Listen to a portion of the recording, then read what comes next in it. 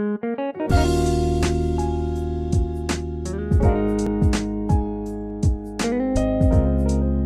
ভাই প্রশ্ন করেছেন, অধিকাংশ ছেলেরাই নিজেদের শরীরে উত্তেজনা আসলে হাত দ্বারা মৈথুন করে নিজের শরীরে শুক্রাণু বের করে নিজেদের উত্তেজনা মেটানোর চেষ্টা করে, আর এর কারণে তাদের শারীরিক নানা রকম ক্ষতি হয়।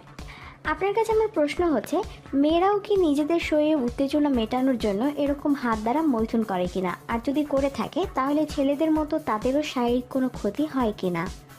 দর্শক, আপনার প্রশ্ন উত্তর বলবো। শরীরে উত্তেজনা মেটানোর জন্য পুরুষরা যেমন নিজেদের অঙ্গ হাত দ্বারা মৈথুন করে, ঠিক একইভাবে অনেক মেয়েরাই নিজেদের উত্তেজনা মেটানোর জন্য এরকম মৈথুন করে থাকে। তবে পুরুষের অঙ্গ এবং মেয়েদের অঙ্গের মধ্যে যেরকম ভিন্নতা রয়েছে, তাই তাদের মৈথুন করার ধরনও ভিন্ন। দেখা যায় ছেলেদের শরীরে যখন উত্তেজনা আসে তখন তারা তাদের অঙ্গ হাত দ্বারা চেপে ধরে বা হাত দ্বারা নাড়াচাড়া করে, অথবা বিছানা কিংবা বালিশের সাথে ঘষাঘষি করে। কিন্তু মেয়েরা এরকমটা করে না। মেয়েদের ক্ষেত্রে দেখা যায় তারা তাদের হাতের একটা আঙ্গুল তাদের অঙ্গে ঘষাঘষি করে কিংবা আঙুলের সামান্য কিছুটা অঙ্গের ভেতরে প্রবেশ করায়।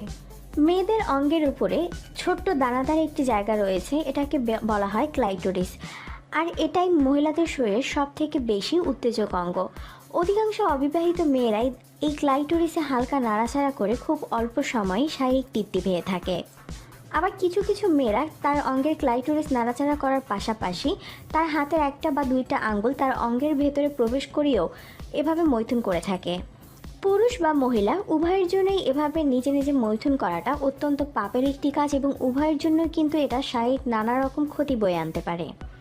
ছেলেরা যখন নিয়মিত মৈথুন করে তখন তাদের শরীরে শুক্রাণু উৎপাদনের পরিমাণ কমে যায়, তাদের শুক্রাণু শরীর থেকে দ্রুত বের হয়ে যাওয়ার মতো সমস্যা তৈরি হয়ে যায়। আবার অনেক সময় তাদের অঙ্গের উপরে যে পেশিগুলো, এই পেশিগুলোতে চাপ প্রয়োগের ফলে পেশিগুলো দুর্বল বা ক্ষতিগ্রস্ত হয়ে পড়ে। কিন্তু কোনো ছেলে যদি তার মৈথুন করার অভ্যাস একেবারেই বাদ দিতে পারে, তাহলে মাত্র 2-3 মাসের মধ্যেই কিন্তু তার শরীর আবার আগের মতো সুস্থ স্বাভাবিক অবস্থায় ফিরে আসতে পারে। কোনো কোনো ক্ষেত্রে মৈথুন করার অভ্যাস বাদ দেওয়ার পাশাপাশি যদি পুষ্টিকর এবং সুষম খাবার গ্রহণ করে, তাহলে কিন্তু শরীর আগের থেকেও অনেক বেটার পজিশনে চলে যেতে পারে। কিন্তু একটা মেয়ে যখন তার আঙুল দ্বারা মৈথুন করে তখন কিন্তু তার হাতের নখের খোঁচা লেগে তার অঙ্গের ভেতরে যে সতীপর্দা রয়েছে এটা কিন্তু ফেটে যেতে পারে। এই ক্ষেত্রে এই মেয়েটা কখনো কোনো ছেলের সাথে ঘনিষ্ঠ না হয়েও কিন্তু নিজের সতীত্ব হারাতে পারে। অনেক সময় মেয়েদের হাতের নখের খোঁচা কিন্তু তার অঙ্গের ভেতরের চামড়ায় লাগতে পারে, আর এতে করে নখে লেগে থাকা জীবাণু সহজে তার অঙ্গের ভেতরে প্রবেশ করে, এবং নখের খোঁচা লাগার কারণে এখানে কিন্তু বড় ধরনের ইনফেকশন বা ক্ষতের সৃষ্টি হতে পারে।